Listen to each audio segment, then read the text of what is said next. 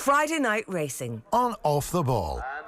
Brought to you by Horse Racing Ireland. Love every racing moment. Visit HRI.ie.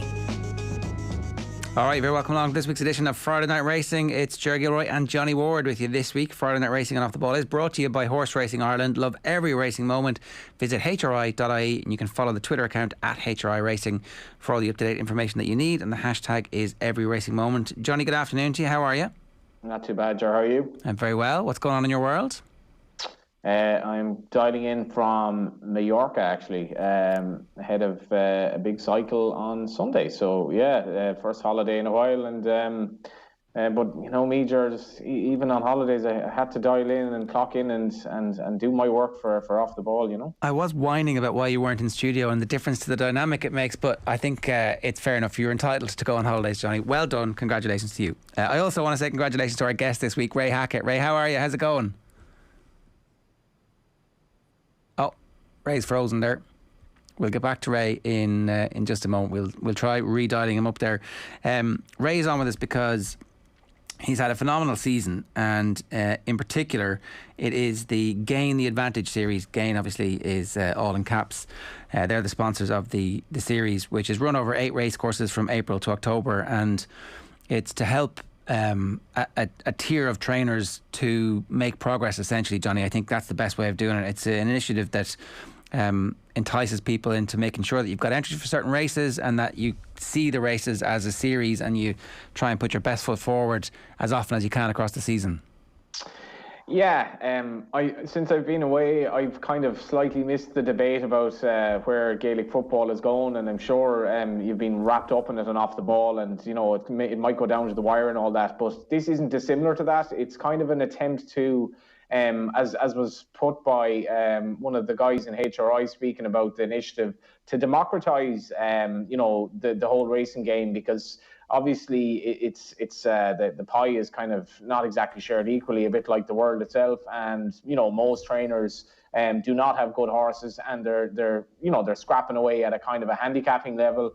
And Ray has, I think, to the best of my knowledge, has the guts of a dozen horses in training, and he is one of these trainers who's targeted this series. It's kind of like maybe like a first division shield or something like that, to borrow from soccer parlance back in the day. And it gives these trainers a chance to win more prize money, which is really the lifeblood of the whole game, and to get a little bit of publicity as well, like appearing on this show today, because Ray wouldn't have that many horses in training. And he's run 7 horses maybe on the flat this year, and nearly half of them have won. I think he's had 3 winners, if not 4 winners so far this season.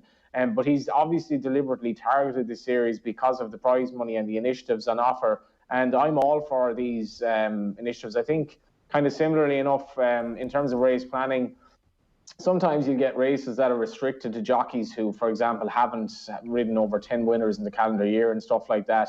And it can, a bit like the League Cup giving players a chance, it can give jockeys an opportunity to kind of show their talents on horses that have a chance, because good jockeys are not going to get 100-to-1 shots to win, and Ray Hackett's not going to get a horse to win if the horse can't move, but he can win horses at the right level. And initiatives like this give trainers like that a bit of kind of publicity. They give them winners, which is what it's all about.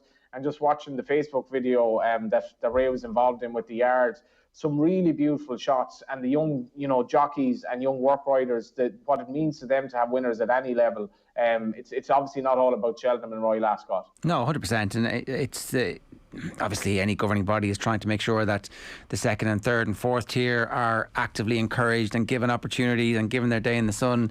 Even the GAA. Well, we'll see tomorrow. We will see tomorrow whether or not that is the case, or if some of the vested interests manage to get their way. So there's a culture war going on there. We'll talk about that again a little bit later on.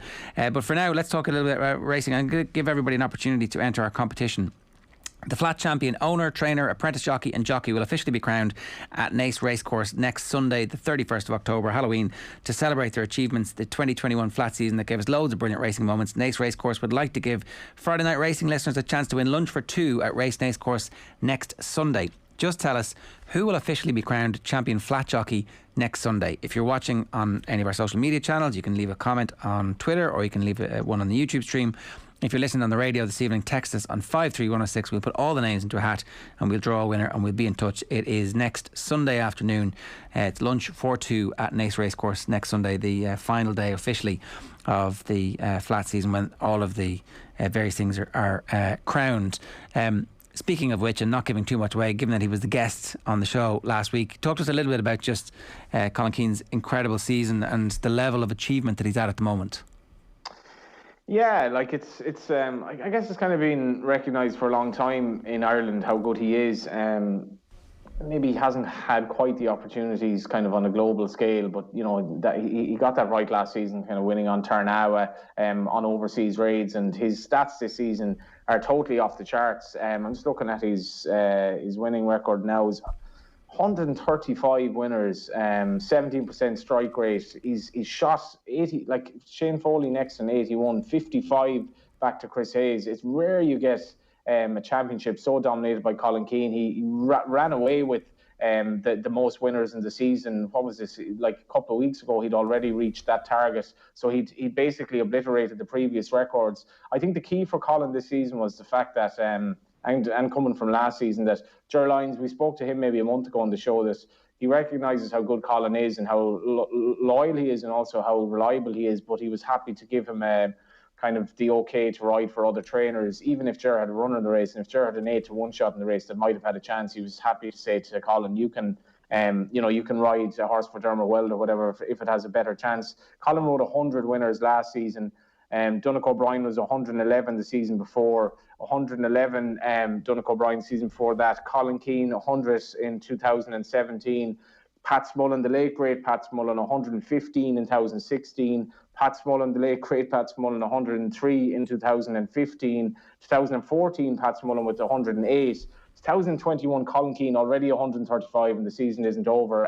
His strike rate's very good, brilliant, kind of just great attitude and really approachable as well. Yeah, just a top lad. But so we'll get to Ray Hackett in 1 second. But what's next for Colin Keane? Does he stay where he is now for the next, and that operation becomes far more powerful, or at some point do you see him joining forces or becoming a free agent? What's if you were to cast yourself forward and look back at what's going to happen, what do you think will happen?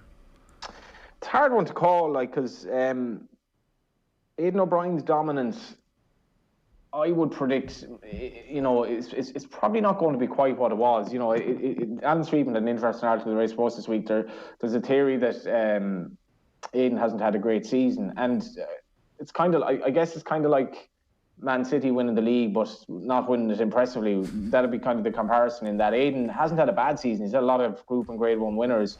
It's just that he's kind of, some of his bigger players have maybe disappointed. But what's staggering really is that Aidan is actually behind Jessica Harrington and miles behind Joseph O'Brien in terms of Irish winners. He's 84 winners from 453. So why am I getting to this? I suppose Colin Keane was linked with the job with Aidan O'Brien, but he rides for Ger Lyons, who's had 82 winners this season. Is arguably, as good a trainer as he's getting this country, an unbelievable strike rate. But a trainer who's last year registered Classic Glory and has been growing, and I think their relationship is very good. Colin, to the best of my knowledge, still dates Ger's daughter Kerry, so he is kind of part of the furniture really there. If you were to move to Britain, Ger, notwithstanding that it's a completely different ballgame over there, it's not certain to work out. I've often made the point with regard to soccer players that I think soccer players would prefer to, like the rest of us, they prefer to live in Ireland if they could, around their family, rather than move to England. I think Colin's very happy in Ireland. I don't necessarily see him going anywhere in the near future. If Dermot Weld were happy with the arrangement such that Colin could ride for him in the big races like on Tarnawa, and Ger says, Ger says the relationship is fine as it is, let's go. Okay. I'm delighted to say we've got Ray Hackett with us. Hopefully the connection is good. Ray, good afternoon to you. How are you? All good, Ger, thanks. Yeah, no worries. Listen, congratulations. We were talking a little bit there about the Gain the Advantage series. Johnny was explaining how it works and the importance of it in the season. Can you maybe give us your perspective? You've obviously won it and there's a cash prize that comes with it, which is fantastic. But when you sat down at the start of the season to plot your course of what you wanted to achieve in 2021, how important was the series for you? And to as like a kind of second tier of why you wanted to go for these races, just how did that all fit in and how did it come together? Well, just the whole conditions of it, Ger, suited us. I looked at it from the point of view where the prize money was very good. Obviously, there were certain races in it that we couldn't target. We didn't have horses for nurseries and certain types of races. So we just picked the races, and from there, we worked our horses around having them peaking at that time. And luckily, we got the first one on the board, and from there, then it just gave us the incentive to, do you know what I mean, to drive on it and stay pursuing it. Yeah, so it was something that you targeted from the very get-go of the year. Yeah, because as that calibre of horse, Ger, wouldn't get to race for that kind of money in a one-off race otherwise, you know. And the way I looked at it, if they were lucky enough to win it, you still only get the one penalty off the handicapper. They could more than likely stay within their own grade, and you get another go at picking up a pot. So it's win-win, really. Well, we thought so, yeah. When we looked at it and the way the point system was structured, it gave the small lad a chance. And look, we're not going to be fighting for anything, do you know what I mean, as regards championships or titles or anything like that. And it was just like a little mini league for us. And even the races that we weren't involved in, with a very keen interest in watching them and seeing who was doing well or who was likely to catch us. And it was just, you know, it made the whole summer very interesting for us. Like, yeah, well, we did the Toe 10 to follow at the start of the year, and you know, we didn't have a financial interest in it, but I could definitely see how it sucks you in, particularly when the ones that you don't have a runner in are like, well, who's going to make up a little bit of ground on me here? Yeah, and so even without even having a bet in the race, you're shouting certain horses on more so than others. And like I said, it's just a great interest throughout the whole summer. It gave us something to target. It created a real buzz in the air, do you know what I mean? And all the lads bought into it. Look, we probably could have raced the horses a little bit more if we weren't gunning for this. But when you hold them and they're fresh and well going for it, it just gives you a fighting chance. And look, thank God it worked out. So the first one was Lord McSee. This was Navan back in May. Is that the first one in the series? Is that right? Yeah, that was a sprint. He was literally the only horse we had for that. I didn't know a terrible amount about him. He was working well at home. I thought he'd run a really solid race. Didn't want putting any pressure on Conor. Conor works for me, and he gave him a super ride on the day. And Navan being Navan, when you hit the hill, they started to slow, and he picked them off one by one.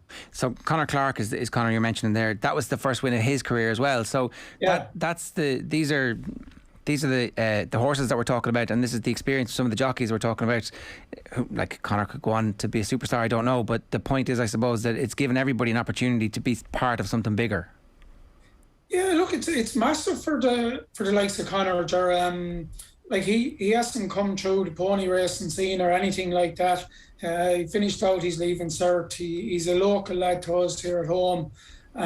He came to me looking for a job, and we said we'd see how it works out. He works hard. He's entitled to get his opportunities, and look, he grasped it with both hands. Because then he was. It's actually it's actually very rare that we hear a jockey that's of that kind of I suppose that age and coming from any background in racing that did finish his or her leaving cert. And why did he then decide, Ray, that you know, or what was it that education was important for him? Did he think that it would be a good kind of foundation if things didn't work out in racing? Or yeah, I think if you'd ask Conor now, I think it was more to do with his mum than him. So. But look, I said he got it. He has it there to fall back on, which I think is very important. This is a tough game. There's no guarantees. Even go win and race like that. You know what I mean? It's a long way up the ladder, and like there's a lot of hard work involved in it. It's a great start for him, but you know what I mean? He needs to keep his feet in the ground, and he's working hard at it, and he's trying. You know what I mean? He's working on his fitness at home, and all them things will stand to him. But like I said, you need an awful lot of luck to make it.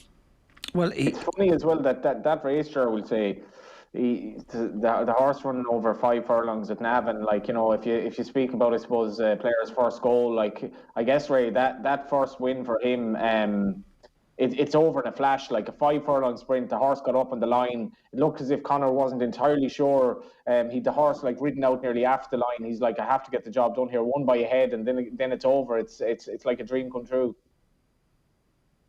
Yeah, look, like you say, Johnny, you don't even have time to think about it in them races. You just have to, when the rest of the horses kick, you have to go with them, and you just have to try and keep your horse in the race.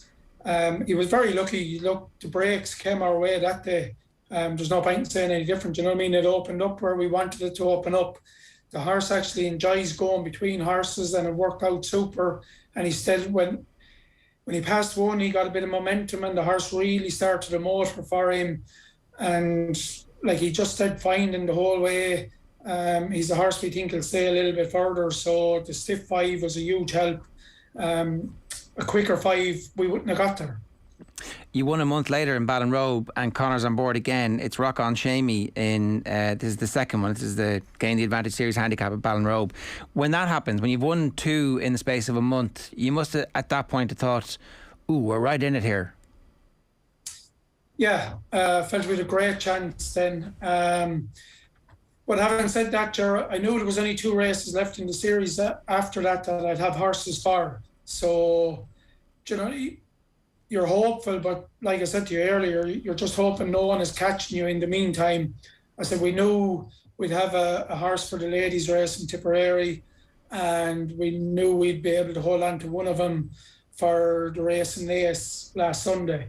And they were the only 2 we'd left. So, like, we needed a bit of luck with results elsewhere as well. Yeah, it's like a golfer coming in and putting a clubhouse score in early on the Sunday and sitting there waiting for everybody to catch up.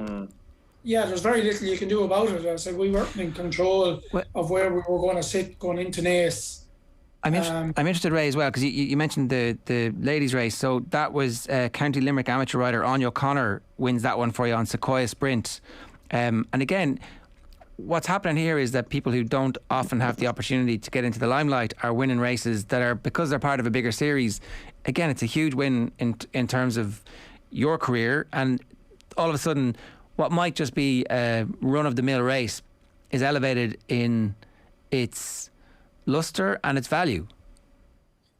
Yeah, everything about it, again, were brilliant from the get-go, Jared. Do you know what I mean? The way they promoted it, everything. Like, Anya is a very good girl, do you know what I mean? She doesn't need me or my horses to promote her. Like, everyone knows how good she is. I was very, very lucky to be able to get her for that race. Gary Cribben organised that for me. And a huge credit goes to Gary. I use a lot of Gary's jockeys, and he was very good. Got her on board, and when you have a girl like that in them races, do you know what I mean? You've a good fighting chance. Just talk to us a little bit about your own yard then, Ray. Before you come on, Johnny was saying he thinks you've about 12 to 15 horses in training at any one point. So when you were making the case or making the point earlier on that it's nothing, you can take nothing for granted in this game. There's very fine margins between having a great year and having a bad year when you've got so few horses in the yard.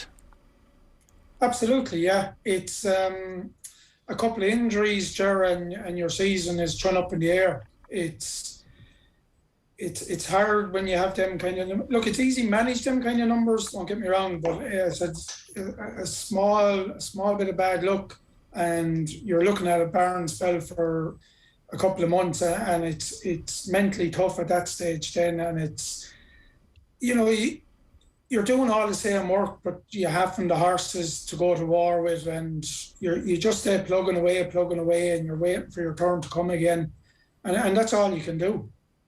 How long are you at it now, Ray? I think about 8 or 9 years, sure. Right, so what was the decision in your own head to go and say, yeah, I'm going to do this, I'll get the licence, I'll go for it? It was kind of a necessity more so than we were involved in buying foals and selling them at stores, and that's what Dad was at, and I was after getting into that with him, and we had a couple of stores left when the thing went wallop, and they were worth nothing to go to, so it was going to cost us money to go to the sales, so we had to do something with them. And we said, here, why not have a raffle at this and see can we make something of them and turn them over that way, try and get them to do something on the track. When you talk about the store horses there, Ray, as well, like maybe people listening in wouldn't be familiar with the store horse. The store horse is essentially an embryo jumps horse, who's 3 years of age, whatever, waiting to go down the yard. Has there been a switch? Has there been a kind of transition in recent years where I've noticed it anyway, where owners are seemingly more inclined to look for flat horses? They can take them out of claimers. They can either buy them as yearlings and buy them as 2-year-olds, run them away. Like, is there a change in terms of maybe people don't have the patience anymore for the likes of the young national hunt horse? I don't know. Is it patience, Johnny, or is it just the point-to-point thing has gone so strong and it's so competitive? And so you have a really high level of the really good point-to-point horse, but then the rest of them are just way down in terms of value. Yeah, but Johnny, to go to a store sale now and to see a horse that you'd like that would have cost 10,000-15,000 a couple of years ago, that horse is now making 30,000. And like for a small yard or for a small man to make that work, it's savage pressure straight away. Whereas with your 10,000 pound horse, if you have to go to the racetrack and get him handicapped and have a bit of fun, it's not crucifying you. Whereas, I don't know, I think the value for the smaller man has gone out of the stores at the minute. And do you find training flat horses? I mean, I'd nearly know you more as a trainer of jumpers. You can obviously train sprinters as well. Do you find is it easier? Is it less hassle? Obviously less injuries or whatever. Less injuries, yeah. There is less work to put into him, Johnny. I would see myself as a national hunt trainer more so than a flat trainer. The flat thing is really, it's essential from the point of view of keeping the yard floating. You can run them more often. Your national hunt horse, I said, you just pick up a nick jumping and you could lose a month here and there, whereas your flat horse could run 3 times in that month and very little chance of getting hurt. It's just from the point of view of, and it's like everything, Johnny, it's staying in the public eye as well and not just disappearing, and it's just to be out and racing and let people know you're still there and try and stay in the game, and you might pick up an owner here and there.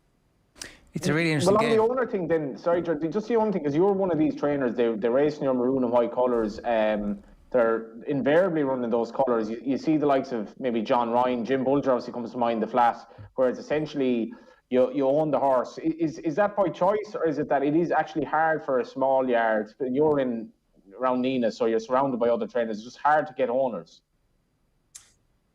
Yeah, no, I'd love someone else to own him, Johnny. Do you know what I mean? I'd love someone else to be paying the bills. It's the way it is. Look, I got into it. It was my choice to have them horses. Do you know what I mean? It's not like I got stuck with them. But yeah, you'd love to have a few more owners, but we're in an area here where it's very, very competitive. I said, John Ryan is nearby, you have Dennis Hogan, do you know what I mean? You have Tom Hogan. There's loads of people around this area and there wouldn't be that many owners. So it's hard to compete, you know what I mean? But we'll just stay plugging away. I have a good group of owners and owners that are coming back with new horses, and you don't always see them at the racetrack, Johnny, because I said a young horse might make the cut. But they go again. They replace that horse. Do you know what I mean? We sell it on, and I said, well, if they're not going to be competitive on the racetrack for both myself or the owner, it's of no real benefit. We should correct, of course, that you're from Toomevara, not Nina. I suspect that might be important down where you're from, Ray. From a GAA point of view, very. There you go. Obviously, more famously associated with greyhounds than horse races. But can I just ask you about that there's a split personality or multiple personality required from somebody in your line, where you do need to be a marketeer and a self-publicist, and also good at the business side, good at the scheduling side, and then good at the actual important part, which is making sure that the horses are competitive when the race is there, getting them to peak. It's like always on, always busy. So you kind of have to love the lifestyle to be able to manage all of those tasks at the same time. Yeah, big time, Jerry. It's 7 days a week. There's no point in saying any different. I said, my family have made huge sacrifices as well. I've my wife and 2 kids. Everybody is involved. Everybody helps out. Mum and dad at home the same way. I have two brothers there as well, and do you know what I mean? They're carrying the can a bit as well with it. It's a huge effort from all the family. It's not just me. I have a great team then with me at the moment. I have a very strong team put together at the minute in the yard of savage help. It's making my life a lot easier this year. Concentrate more on just planning where I'm going with the horses, what I'm doing. The marketing end of it, Ger, would be no good at that. So just let the horses do the talking if they're good enough. You say the horse do the talking. If you and people listening in, and watching, if they get the chance to look up Facebook and look up the game series from Naas and look up the video with Ray, because I don't think we appreciate enough that the horses are the stars in horse racing. And you know, we've had so much negative publicity in Britain over the last few weeks, not to mind in 2021. And racing over there faced a challenge in terms of maintaining its place in the public discourse and in the public love. But you know, everyone in Britain and Ireland, basically, we're all animal lovers. And if you watch the video from Ray's, you will see these bonny horses in their stables. They're happy out. And I don't know, Ray, I think we need to celebrate that, because even the likes of Rock on Shamey and these horses at a modest level, they've great character. You know, they're lovable animals. They're amazing creatures to look at. They all have their own sort of quirks and kinks and personalities. And the people looking after them individually love them as if they're basically part of the family. And I don't know, we need to kind of sell that, I think, to people, particularly on social media, and people who think that racing is all about gambling. Yeah, I couldn't agree more, Johnny. And I said that's very well put. It's even, and that's the thing we have in the yard. I said the simplest part of the job for all of the lads is going to the gallop and riding them out. It's how you mind them after that, how you care for them. It's making sure, like you say, they're all happy, they're all in good form. I said, we're lucky just with the small numbers, get the opportunity to turn our horses out every day. So they're out in the fields, they have freedom to roam. It's it works well for us. There's work involved in it now this time of the year, do you know what I mean, with horses coming in covered in mud and trying to keep them clean and stop mud rash and all the different issues that come with that. But it's very important for their headspace and to keep them fresh and well, to be able to turn them out. And just, you get longer out of your season doing it that way, Johnny. Do you know what I mean? And so the lads are brilliant, do you know what I mean, for that end of it as well as the riding. Take us back to the decision. You said you kind of had no choice almost when it started. At some point along the way, you might have been able to step away and say, okay, I'm going to do something else. You obviously haven't, because you've got a knack for it, and success must have happened at some point early on, or at least the beginnings of the hint of success must have happened for you. You're like, I'm going to go for this. What was that like? Well, I've always loved it, Ger. So if I could have walked out of school and had a dream job, this would be it. You know, it's not a job that I despise and I don't like doing. I love it. I love getting up every morning. I love going down facing into a day of horses. It's very rewarding, regardless of racing. What you put into a horse, if he's able, he'll give it back to you. We've been very lucky, Ger, from early on. I suppose we had a great day in Kilbeggan a few years back. We had a horse, I won't say set up for a bumper, but we lined him up for a bumper. He opened up 50-1 that morning. He returned 9-2, and I duly obliged for it. So that was a very good day. You love it when a plan comes together.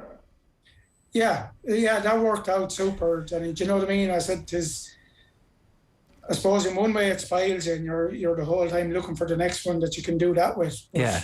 That's not that easy. No, it turns out it's not, I'd say. But so obviously then, if this was something you loved and you'd been around horses your whole life, you kind of had in your head what type of a trainer you would be if you ever became a trainer. So it wasn't like you were walking in going, Jesus, what do we do now? You obviously had a philosophy and a style that you wanted to bring to bear. Well, I just wanted to do it my own way, you know. I said, Dad was in horses all his life, and he's a serious knowledge of horses, and like he's a huge help to me. Like he sees small things, and like I'm learning the whole time off him. And I haven't copied anyone. I love reading other trainers and the way they do it, and taking a little bit of everybody's and just kind of work that into our system without completely just taking one trainer and go, Yeah. that's what I'm going to do.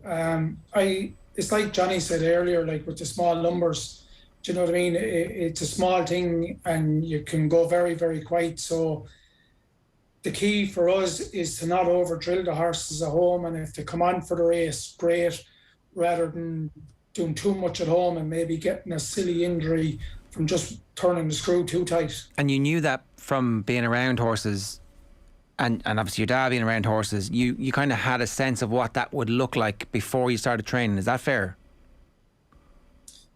Yeah, I think Ted Walsh said one time, he was asked, like, how do you know when a horse is nothing left? And he says, how do you know when you're squeezing an orange that it's nothing left in it? It's to say, you know by looking at him.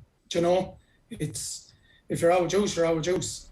So you have to mind the horse and you work him gradually and you build him and gradually get him towards races rather than throwing the kitchen sink at him early. In a way, it was a bit of a gamble to back yourself to decide that actually I'm going to take this step and bring everybody with me, because, you know, as you said, it's not you alone. You're the tip of the spear that we're talking to today, but obviously that whole huge operation is behind you. So there's a bravery in that. Bravery or stupidity, I don't know. I'm not sure. It's working. It seems to be working out, and I'm sure it's a struggle. I'm sure, and you know, it seems as if you're doing the right thing. You're happy. Yeah, look, I said very happy. Look, Ger, don't get me wrong. There's times this game and it gets to it. You know what I mean? And people don't see that, and it's hard. Like, and I said you need good support around you at them times. And I said it's, you know, like last winter I had nothing for heavy winter ground, nothing to go to war with. And you're looking at it and you're going, where's the next winner coming from? Do you know? And it's tough then. And you just have to stay believing. And like I said, it's a good team behind you. And it's just about keeping the head right then and just stay patient and stay believing that what you're doing is the right thing. How do you do that? How do you keep the head right? What are your mechanisms for coping? Ice baths at the moment. Right. Wow. For the horses or for you? That's hardcore. It's, do you know what? It's great to clear. You can think of that when you get into it. Ray, I just had a swim I'm in Mallorca, as I mentioned at the start of the show. I just got into the water there, and the water is quite balmy, and it got me thinking of the Irish water at this time of year. And I was in the 40-foot last week in Sandy Cove, and it's getting colder. And then I started thinking of the winter swimming, and I started kind of bracing myself for anyone who's getting into the water. But I have never even contemplated getting into an ice bath. Not to mind as a jockey, but certainly not as a trainer. Yeah, look, Johnny, it's for my own personal benefit, you know what I mean? I said it just clears the mind. It just completely, you can only focus on one thing, and that's their breathing. And just everything else just disappears out of your mind for that short space of time that you're in it. There's a feel-good factor then when you get out of it. How long do you last, Ray? It depends, sir. I'll do anything from 3 to 10 minutes. Wow, 10 minutes. Jesus. Yeah. Right. Have you ever tried to jump in the water in any time from December to March and try to stay in it for any more than 90 seconds? After the duathlon, I was sorely wishing that we had ice baths. I definitely felt like I would have benefited from it. But I have to confess, I got into the sea in Rosnowla in Donegal about 9-10 weeks ago, and I had a wetsuit on. That'll tell you. Now, here it was full of jellyfish, which I found out about afterwards. So that's my excuse for wearing it. But I needed it. I was still freezing. So no, I am absolutely a chicken when it comes to this stuff. So I'm unbelievably impressed by staying in an ice bath for 10 minutes. It's not that, Jerry. It's just the mindset. See, what you're doing is working on your mind and making. Just you're given when you can do that, and you know you can set your mind to do that. It just you bring that into every day then, do you know what I mean? And you stay focused on what you're doing. It's just good that way. When you're reading the books, or you're reading, other trainers, I don't know if it is books or if it's actually just in interviews they give about what they do, and you're taking little bits from it. It's kind of like all of us are little magpies when it comes to any advice we might be able to get. It always strikes me that there's a weird camaraderie / ruthlessness, again, split personality between the trainers in particular, because they all need each other to thrive, to keep the industry going, but they all also need to beat you every day they possibly can. So it's a very strange relationship. Are there other trainers who you can bounce ideas off, or would it actually more likely be other people in the industry who aren't direct competitors? No, I don't. I said I don't go looking for information off anybody. Do you know what I mean? I said there's lots of trainers there, like ourselves, very good trainers that you get on very well with. Do you know? I wouldn't say there's any trainer that I wouldn't get on with. There's certain trainers I don't know.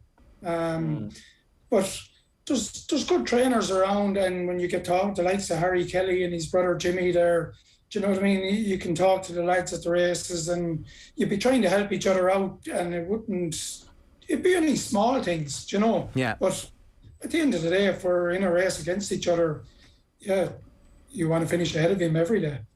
I just think it's really interesting that we've definitely reached a point where everybody realises that you do need to look after your brain and your mental health and your ability to think clearly under pressure, and that it's actually something that you can coach yourself in and help and get better at. After, I'd say previous generations would have been doing that almost without deliberately doing it. It would have happened because they had good support networks, or in some cases they didn't do it and they didn't have good support networks, and it led to difficulties for them. So, I think you've got to try and get any advantage you possibly can, given the size of your operation.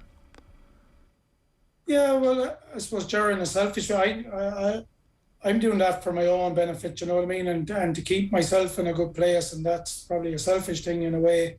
But I just feel if it's not right at the top, it can't be right at the bottom. And so I need to be in a good positive frame of mind every day I go in, and I need the lads to see that I believe what we're doing is the right thing and that we're moving forward. So we can't just stand still and just go, we won the game series, that's it, done. Like I said, we need the next winner, do you know what I mean? We were in Thurles yesterday, didn't have a winner, do you know what I mean? And it's on to the next day, and that's the way it is. And I said, game is over now. It was brilliant. It's fantastic. We've got unbelievable to be sitting here talking to yourself and Johnny. Do you know what I mean? I never dreamed that had happened.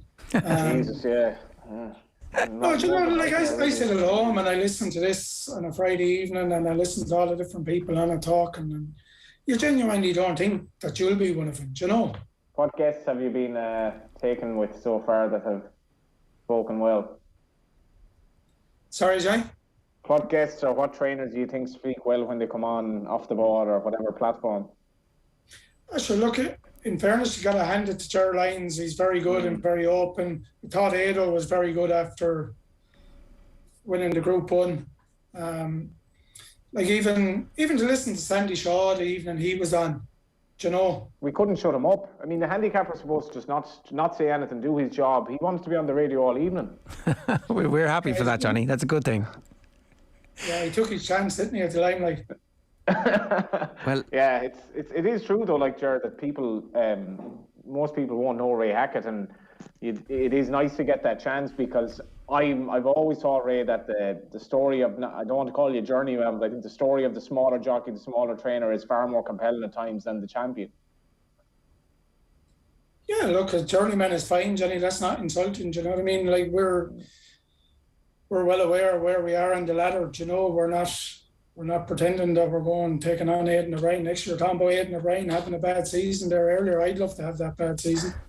Do you know, it's different levels, and it's just being happy at what you're doing. That's it. And that is it. Get up to the next rung of the ladder. That's better again. Yeah, no, there's a lot to be said for job satisfaction, but in your case, it's not a job. It's actually a way of life, and it's 7 days a week, but that's who you are and that's your identity and it's your family's identity, and it's an amazing thing to see it rewarded the way it has been rewarded. But it's also great to know that, I mean, obviously if it hadn't been, you'd still have been happy notwithstanding the difficulties, and I think it's great that we're able to tell these stories and to listen to you tell your story. So when you say you're driving standards and you're looking for the next winner, in the medium term, what's next? How do you get up the next rung? Is it trying to find a horse that's slightly better quality than the horses you have at the moment? Is that the kind of eternal search that you're on at the moment? Yeah, it's look, Jerry, you always want to get a better caliber horse. Do you know, I'm not out there going, I need to replace this, and every horse we have has a job to do, and we try and get the best out of every single one of them. We've a couple of lovely young 4-year-olds in at the moment, and you're hoping one of them will be the next real good one. I was very, very lucky to come across a real good mare called Cracker Dancer. She won a listed bumper for us and everything. She was just in hard luck with injuries to her knees and stuff. But if you could get another one like her, that's what you're looking for, yeah. Did she have any foals? No. That was maybe Gerard's been talking, Ray, of getting an off the ball syndicate. Maybe you could be the man that will finally entice him to get the off the ball colours on a jockey and maybe running for the Hackett team. That's what you should be doing, Johnny. Supporting the small lad, or the journeyman, as you call us. Yeah, and giving we're us all all journeymen, really. But some of us are looking at the stars and all that. Oh yeah, excellent way of butchering the quote there, Johnny. I just want to say thanks to your wife Siobhan and your son Liam, who are obviously the technological people who made the call possible. Ray, you've been great with your time. It wouldn't be ridiculous though if somebody was to record the whole season and write the book. I understand your wife Siobhan is an author. Yeah. No, well, we haven't done it. There won't be any book about it anyway, Jerry. I can guarantee you that. Well, she is, yeah. If you start with the ice bats and finish with, who knows, winning the classic in a couple of years' time, it's a good old story. Well, that'd be great. But if you were to ask me to pick, I'd probably say a Gold Cup. So fair enough. Fair enough. That's not a bad ending to the story. Yeah, no, it'd be lovely. Look, I said, the way we're going, Jared, if we could get a runner to Cheltenham Festival, it'd be fantastic. But I'd like to go over with a horse that has a realistic chance of running well in it, rather than just going over for the journey. And like I said, I'd rather stay at home than just do that. But I said, if we could get one good enough to go over, that'd be fantastic. Every year, though, there's a story, Ray, of a trainer from your size who makes it there. So that, I guess, that's what keeps the dream alive, and that's what keeps you getting up every morning. Yeah, it is. There's always, and there's so many people in the game the same size as ourselves. We're very, very lucky to be getting the publicity at the minute. Next week it'll be someone else. There's loads of capable trainers out there, any amount of them, and it's a real tough competitive game over here because of the quality of trainers we have in this country, and we're lucky to have them. Definitely driving standards, all right. Ray, good stuff. Thanks a million for joining us today. Congratulations again. Cheers. All the best, Ray. Pleasure, lads. Thanks, sir. Thanks, Sonny. That's Ray Hackett there giving us the story of his season so far, which obviously, from a flat perspective, has ended with a big old jump in prize money, the extra 50 grand that he got from the Gain Advantage Series there. Johnny, there's a number of other stories that we need to get into. A reminder, Friday Night Racing is brought to you by Horse Racing Ireland. We'll do the good stuff from your perspective first. The final podium places for the Tote 10 to follow have been decided. Tom Malone, the clear winner, with a margin of 172 points. Johnny was in second. Some people call that first loser, Johnny. And I was in third. Comes right after first. I had you on the ropes for a few weeks there, but it just wasn't to be. Ran out of steam a little bit in the end. Tom added 92 points to his tally last weekend alone, thanks largely to the big priced Seelyway taking the Champion Stakes at Ascot. He also scored place points in the same race, with McSweeney coming third. I had Mishriff, which was not great. With the jumps tend to follow just around the corner. Time to get the form books out ahead of the start of that season. We mark your cards for the National Hunt season sooner rather than later. Couple of other things we need to talk about, right? Ketamine, aka Special K, in the papers, in the news this week. John Gosden has been fined but cleared of wrongdoing. fined £500, but cleared of intentional wrongdoing after one of his horses tested positive for ketamine. What's the crack with this? Yeah, so Franconia, would be a good horse actually, disqualified because she tested positive for ketamine, and effectively what was put forward as the excuse was that it was the recreational use of effectively one of the persons looking after the filly. That, I mean, don't ask me how this happens, but he's been exonerated effectively. The BHA case was, I think he was fined a nominal amount, whatever. And I often find in Ireland that often an excuse is put forward for something, but like, I'm not going to second guess John Gosden, a man of his ilk. I mean, why he would even contemplate something like this? So I completely believe the suggestion put forward. And he spoke to the BBC, Gary Richardson, that he said there was a problem in the country with recreational drugs is endemic. Now, what's interesting there is John Gosden is a flat trainer in Britain, and if you're a flat trainer in Britain and go to a reasonably high-profile flat race meeting in Britain, you will quite clearly attest to the fact that unless you're living unless you were born in a cabbage plant, you will know that drugs are fairly rampant in society in Britain, as he says, in a recreational level. And he spoke about that. But what I suppose what's more to the point here is he had a pop at the BBC for its. What I'm not sure, I'm paraphrasing here, but he might have implied that the BBC had a sort of an anti-racing agenda. And as usual with John Gosden, he's 100% right. And I have serious issues with the BBC's coverage of racing over the last few years. Do they really have an anti? Why? Yes, why would 100%. They have? Like, why would any? So I don't think that any actual full massive corporation, particularly one like the BBC, is going to suddenly get it into its head one day to be anti an entire thing. So was it 2 or 3 years ago? I was at Cheltenham, and the morning of Cheltenham, I think it was it was the Tuesday morning of Cheltenham. I'm in my house in Cheltenham, whatever. Throw on the news, and the BBC leads with its narrative. Cheltenham is the biggest race meeting in jumps, bar none. It's everyone's mecca. As you know yourself, Ger, from people that you will know have no interest in racing. They have bets on horses in Cheltenham. It's how I got into racing. I absolutely fell in love with the buzz from it. And yet BBC was leading that day with the fact that racing was trying to cut down on its equine fatalities at Cheltenham. Now, you may say that's fair enough. I thought it was an utterly bizarre line to take for someone. So you're saying like our biggest festival, and in terms of the mass hysteria in the sport around how good these horses are and the big championships, it's like the World Cup semi-finals or the World Cup finals, and you're leading with equine fatalities, which is unfortunately part of the sport, but it wasn't the narrative. And any time I've ever been asked to go on the BBC to talk about racing, it's because it's Gordon Elliott or it's something to do with drugs or it's negative. And the BBC, I think, said to John Gosden, is drugs a major problem in racing, when there's really no proof whatsoever that it is. And he called him out on that. And I think Ray Hackett did a better job maybe in promoting what the sport is actually about than I can. But yeah, I do think, and I go on record and say this, I think the BBC's general coverage of racing is very much slanted towards the negative. Okay, I look, there's probably about an hour's worth of debate and back and forth in that. The BBC's not here, obviously, to say otherwise. Exactly. Well, that's one aspect. And, the entire corporation, I'd say that there's an element of them trying to cover the sport in the news section. I'd say the sports section probably was leading with the actual racing itself. And the news performed a different function from the sports departments. And to say that the whole thing is the same, I think, is a mistake. But okay, so John Gosden versus the BBC is one of the stories of this week. You said we need to talk about Luxembourg as well? We always need to talk about Luxembourg. I mean, what's not to like about Luxembourg?